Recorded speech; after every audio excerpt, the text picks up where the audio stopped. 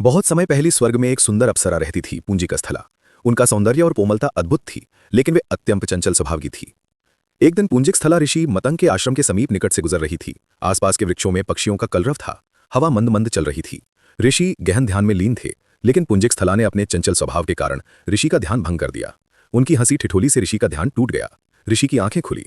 उनका शांत चेहरा क्रोध से तप उठा। ऋषि बोले, अप्सरा, तुमने ध्यान में विघ्न डाला है। तुम्हारा अहंकार तुम्हें पथभ्रष्ट कर रहा है, इसलिए मैं तुम्हें श्राप देता हूं। तुम वानरी के रूप में धरती पर जन्म लोगी। श्राप सुनते ही पुंजिकस्थला पृथ्वी पर गिर पड़ी। वे रोई, विनती की, हे ऋषिवर, मैंने भूल की है, पर दया करें।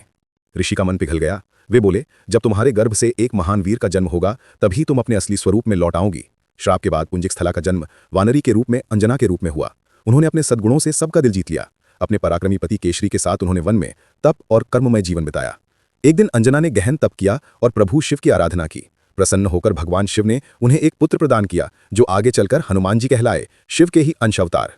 जैसे ही हनुमान जी का जन्म हुआ, अंजना का श्राप समाप्त हो गया। अंजना अपने दिव्य स्वरूप में लौट गईं, लेकिन हनुमान जी के प्रति उनका स्नेह और आशीर्वाद हमेशा बना रहा। ये कथा दर्शाती है कि चंचलता और अहंकार पतन का कारण बनते हैं, लेकिन पश्चाताप, भक्ति और मातृ प्रेम जीवन को दिव्य बनाते हैं।